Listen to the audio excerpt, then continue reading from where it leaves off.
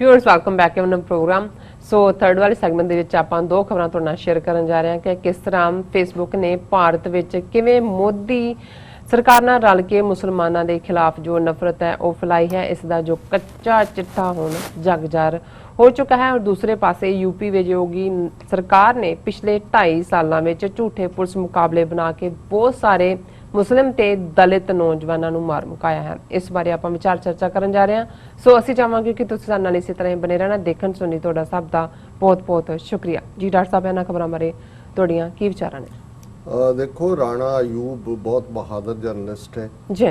इन्हें 2002 च जो गुजरात च मोदी अमित शाह ने मुसलमाना का कतलेआम किया उस दे उत्ते तहलका वालों बड़ी वड्डी जिहड़ी है एक जिसनूं सीक्रेट इन्वेस्टिगेशन की एज ए जर्नलिस्ट और उसका नतीजा सी गुजरात फाइल्स। बिल्कुल जिहदे च उन्हें सीधे तौर पर अमित शाह नूं दोषी दस्या और किवें वो सारा एक पुलिस तंत्र जिवें नवंबर 84 की सिख नस्लकुशी एक प्लान्ड तरीके नाल राजीव गांधी की शाह ते हुई सी और उस तरीके नाल गुजरात नूं ये मोदी अमित शाह ने प्लान किया और अल्टीमेटली उहदा उन्होंने पोलिटिकल फ्रूट भी लिया। राणा अयूब का एक आर्टिकल अज वाशिंगटन पोस्ट दे विच प्रोमीनेंस दे नाल छपया। फेसबुक का की रोल रहा है इन्हां दी उत्थे चीफ एग्जैक्टिव अनखी दास वड्डा टिक्का लगा है जिहड़ी बिल्कुल मोदी दे नाल रली हुई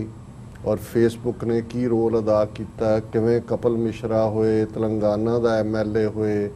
किवें वो हेट मैसेजेस कला यही नहीं फेसबुक क्योंकि WhatsApp इन्हां दा है उहदे ते ये भी सामने आया कि 50 के करीब फेसबुक का एक ग्रुप जिहड़ा इन्हां हिंदू तवियां दा सी जिन्हां ने प्लान किया कि असीं जिहड़ी फरवरी दे विच दिल्ली दे विच मुसलमानां दा कतलेआम किया तो ट्रंप बैठा होया है आके India they which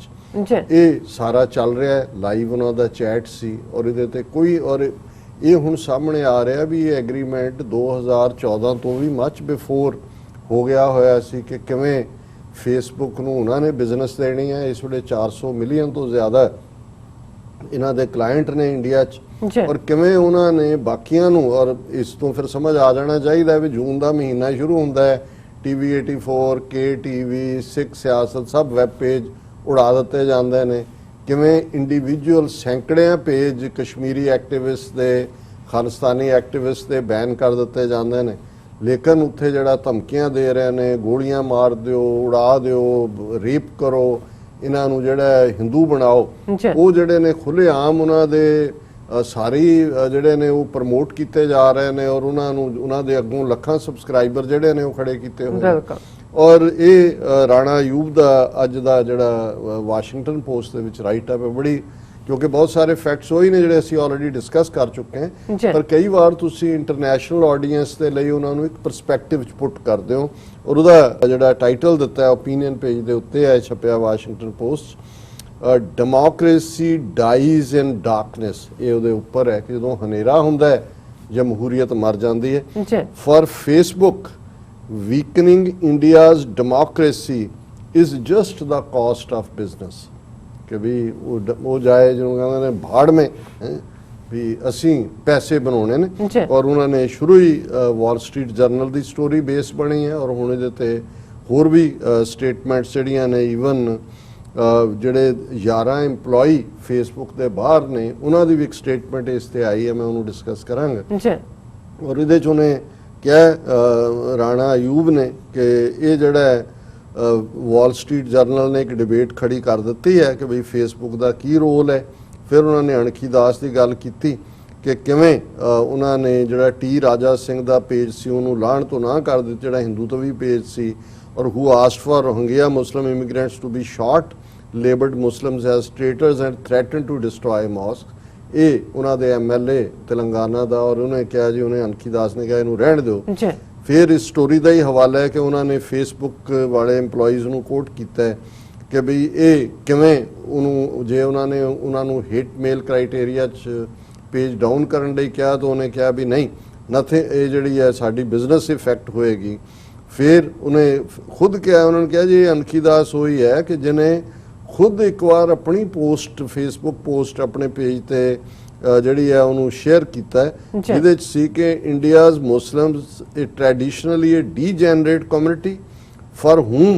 nothing except purity of religion and implementation of sharia matter ਕਿ ਡੀਜਨਰੇਟ ਨੇ ਗਿਰੇ ਹੋਏ, ਇਹਨਾਂ ਲਈ ਬਸ ਸ਼ਰੀਆ। ਇਹ ਉਹਨੇ ਆਪਣੇ ਫੇਸਬੁੱਕ ਤੋਂ ਵੀ ਜਿਹੜਾ ਇਹ ਟਵੀਟ ਕੀਤਾ ਹੈ। ਪਰ ਇਸ ਸਾਰੇ ਤੋਂ ਉਹਨਾਂ ਨੇ ਰਾਣਾ ਅਯੂਬ ਨੇ ਕਿਹਾ ਵੀ ਹੁਣ ਇਹ ਜਿਹੜਾ ਮੋਦੀ ਦਾ ਆਪਰੈਂਡੀ ਕੀ ਹੈ।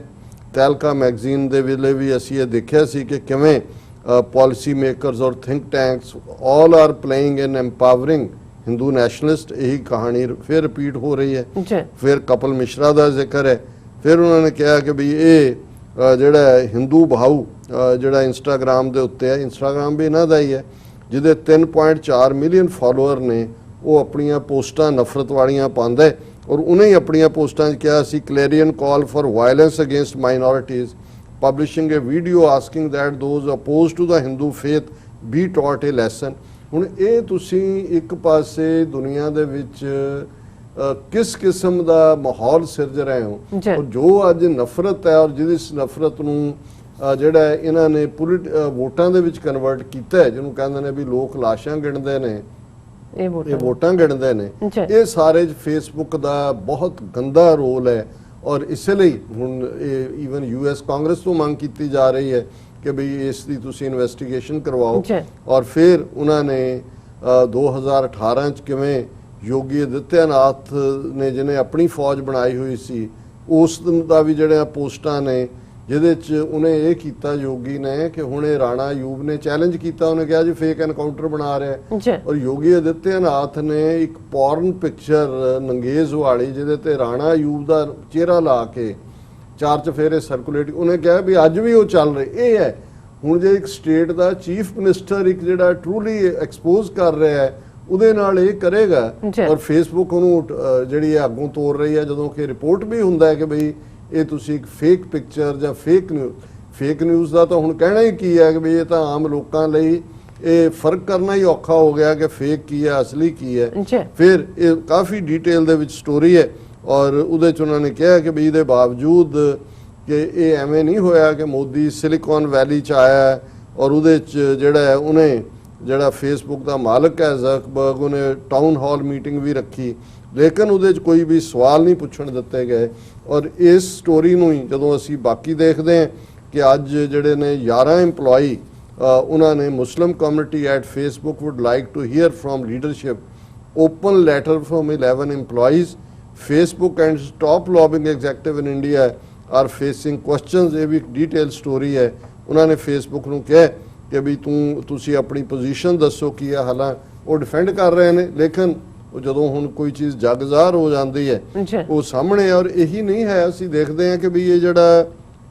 ਮੁਸਲਮਾਨਾਂ ਨੂੰ ਟਾਰਗੇਟ ਕਰਨ ਦੀ ਲਾਈਨ ਹੈ, ਅਸੀਂ CA ਦੇ ਹਵਾਲੇ ਨਾਲ ਦੇਖਿਆ। ਔਰ ਇੱਕ ਅੱਜ ਮੈਂ ਜਦੋਂ ਫੇਸਬੁੱਕ ਤੇ ਉਸ ਬੱਚੀ ਦੀ ਪਿਕਚਰ ਦੇਖ ਰਿਹਾ ਸੀ, ਮੈਂ ਫਾਰਵਰਡ ਵੀ ਕੀਤੀ ਆਪਣੀ ਟੈਕਨੀਕਲ ਟੀਮ ਨੂੰ ਕਿ ਕਿਵੇਂ MBA ਦੀ ਗ੍ਰੈਜੂਏਟ ਬੱਚੀ ਫਾਤਮਾ ਜਿਹੜੀ ਦਿੱਲੀ ਦੇ ਵਿੱਚ CA ਪ੍ਰੋਟੈਸਟ ਦੇ ਵੇਲੇ ਬੈਠੀ ਸੀ, ਉਸ ਨੂੰ ਹੁਣ ਇਹ 28 ਸਾਲਾ ਗ੍ਰੈਜੂਏਟ ਹੈ ਫਾਤਮਾ, ਅੱਤਵਾਦ ਦਾ ਇਲਜ਼ਾਮ ਲਾ ਕੇ 4 FIR ਇਹਦੇ ਉੱਤੇ ਕੀਤੇ ਹੋਏ ਨੇ। ਔਰ 132 ਦਿਨ ਹੋ ਗਏ ਨੇ, 5 ਮਹੀਨੇ ਇਸ ਬੱਚੀ ਨੂੰ ਤਿਹਾੜ ਜੇਲ੍ਹ 'ਚ। ਇਹ MBA ਦੀ ਗ੍ਰੈਜੂਏਟ ਬੱਚੀ ਹੈ। ਔਰ ਹੁਣ ਇਹ ਔਰ ਅਸੀਂ ਮੋਗੇ ਦੇ ਹਵਾਲੇ ਨਾਲ ਗੱਲ ਕੀਤੀ ਕਿਵੇਂ ਸਿੱਖ ਬੱਚੀ ਹਰਵਿੰਦਰ ਕੌਰ, ਉਹਨੂੰ ਲਿਆ ਕੇ ਉਹਨਾਂ ਨੇ ਜੇਲ੍ਹ 'ਚ, ਹਾਲਾਂ ਉਹ ਛੁਡਾ ਲਿਆ ਧਰਨਾ ਦੇ ਕੇ, ਲੇਕਿਨ ਇਹ ਇਵੇਂ ਚੱਲ ਰਿਹਾ ਹੈ। ਹੁਣ ਇੱਕ ਖਬਰ ਪ੍ਰੋਮੀਨੈਂਟਲੀ ਹੈ, UP journalism student detained for WhatsApp status criticising RSS। ਇਹ UP ਦੇ ਹਵਾਲੇ ਨਾਲ ਹੈ ਕਿ 74ਵੇਂ ਇੰਡੀਪੈਂਡੈਂਸ ਡੇ ਇੱਕ ਪਾਸੇ ਮਨਾਇਆ ਜਾ ਰਿਹਾ ਸੀ ਔਰ ਇਹ ਮੁਹੰਮਦ ਬਿਸਵਾ ਜ਼ਫਰ ਨੇ ਇੱਕ ਪੋਸਟਰ ਜਿਹੜਾ ਉਹ ਸ਼ੇਅਰ ਕੀਤਾ ਔਰ ਉਸ ਨੂੰ ਜਿਹੜਾ ਡਿਟੇਨ ਕਰ ਲਿਆ, ਉਹਦੇ ਤੇ ਵੀ UAPA ਲਾ ਦਿੱਤਾ। ਔਰ ਇੱਕ ਡੀਟੇਲਡ ਰਿਪੋਰਟ ਹੈ ਕਿ ਮੁਸਲਿਮਸ ਬੈਕਵਰਡਸ ਬਿਗੇਸਟ ਕੈਜੂਅਲਟੀ ਇਨ UP ਪੁਲਿਸ ਐਨਕਾਊਂਟਰ, ਕਿ ਹੁਣ ਤੱਕ ਕਿਵੇਂ 2.5 ਸਾਲ ਇਹਨੂੰ ਯੋਗੀ ਗੁੰਡੇ ਨੂੰ ਹੋਏ ਨੇ ਬਣਿਆ ਔਰ 124 ਬੰਦੇ ਜਿਹੜੇ ਨੇ ਉਹ ਐਲੀਮੀਨੇਟ ਕਰ ਦਿੱਤੇ ਨੇ ਝੂਠੇ ਮੁਕਾਬਲੇ, ਜਿਹਨਾਂ ਨੂੰ ਫੜਿਆ ਪੁਲਿਸ ਨੇ ਬਿਨਾਂ ਅਦਾਲਤ ਪੇਸ਼ ਕੀਤੇ। ਉਹਨਾਂ 124 ਚੋਂ 47 ਮੁਸਲਮਾਨ ਨੇ, 58 ਜਿਹੜੇ ਨੇ ਉਹ ਦਲਿਤ ਕਲਾਸਾਂ ਚੋਂ ਨੇ, backward, schedule caste, schedule tribe, ਔਰ ਸਿਰਫ 11 ਜਿਹੜੇ ਨੇ ਉਹ ਬ੍ਰਾਹਮਣ ਨੇ, 8 ਯਾਦਵ ਨੇ। ਹੁਣ ਇਹਦੀ ਪੂਰੀ ਡੀਟੇਲ ਹੈ ਕਿ ਕਿਵੇਂ ਇਹ ਜਿਹੜਾ ਹੈ यूपी पुलिस सिस्टमैटिकली ਹੁਣ 80% ਇਹਨਾਂ ਚੋਂ ਮੁਸਲਮਾਨ ਔਰ ਦਲਿਤ ਨੇ ਔਰ ਇਹ ਟਾਰਗੇਟ ਹੈ ਕਿਉਂਕਿ ਇਹਨਾਂ ਨੇ ਆਪਣਾ ਹਿੰਦੂਤਵਾ ਦਾ ਰਾਜ ਐਸਟੈਬਲਿਸ਼ ਕਰਨ ਦੇ ਲਈ ਉਹ ਸਮਝਦੇ ਨੇ ਮੁਸਲਮਾਨ ਨੇ ਤੇ ਦਲਿਤ ਨੇ ਇਹਨਾਂ ਦੋਨਾਂ ਦਾ ਜਿਹੜਾ ਕੰਮ ਕਰ ਦਿਓ ਔਰ ਇਹ ਇਸ ਸਾਰੇ ਦੇ ਉੱਤੇ ਜਿਹੜਾ ਹੈ ਉਹਨਾਂ ਦਾ ਕਹਿਣਾ ਹੈ ਈਵਨ ਇਹਦੇ ਤੇ ਓਵੈਸੀ ਨੇ ਵੀ ਸਟੇਟਮੈਂਟ ਦਿੱਤੀ ਹੈ ਔਰ UP based rights activist Rajiv Yadav है उन्हें क्लैरियन इंडिया नाल गल करदे किहा कि भी this is part of Yogi's plan to make Muslims second class citizens and establish a brahminical and Manuvadi hegemony ਇਹਨਾਂ ਦੀ hegemony ਵਾਲਾ ਰਾਜ establish ਕਰਨਾ ਉਹਨਾਂ ਦਾ ਟੀਚਾ ਹੈ on one hand they snatch their citizenship on other they kill them in the name of encounters. Look at how frequently the government invokes the draconian National Security Act against Muslims and Dalits. They want to tell through that Muslims and Dalits are a threat to national security. Why don't they invoke the NSA against Thakers and Pandits when they attack Dalits? एक हिंदू ही सज्जन कह रहा है human rights ਦਾ ਕਿ ਇਹ ਉਹਨਾਂ ਨੂੰ ਮੁਸਲਮਾਨਾਂ ਔਰ ਦਲਿਤਾਂ ਨੂੰ ਮੈਸੇਜ ਦੇ ਰਹੇ ਨੇ ਕਿ ਹਿੰਦੂ ਰਾਸ਼ਟਰ 'ਚ ਤੁਹਾਡੀ ਕੋਈ ਥਾਂ ਨਹੀਂ ਹੈ ਸੋ ਇਹ ਹਾਲ ਹੈ ਉੱਥੇ ਅਕਲੀਅਤਾਂ ਦਾ ਬਾਬਾ ਫਰੀਦ ਦੇ ਇਹ ਲਫ਼ਜ਼ ਯਾਦ ਆ ਰਹੇ ਨੇ ਕਿ ਇਹ ਹਮਾਰਾ ਜੀਵਨ ਤੂੰ ਸਾਹਿਬ ਸੱਚੇ ਦੇ ਜੀ ਡਾਕਟਰ ਸਾਹਿਬ ਤੁਹਾਡਾ ਬਹੁਤ ਬਹੁਤ ਸ਼ੁਕਰੀਆ। ਸਵਾਗਤ ਲੈਣਾ ਬ੍ਰੇਕ ਵਿਊਅਰਸ ਤੁਸੀਂ ਕਿਤੇ ਨਹੀਂ ਜਾਣਾ ਮਿਲਦੇ ਹਾਂ ਛੋਟੇ ਜਿਹੇ ਵਕਫੇ ਤੋਂ ਬਾਅਦ।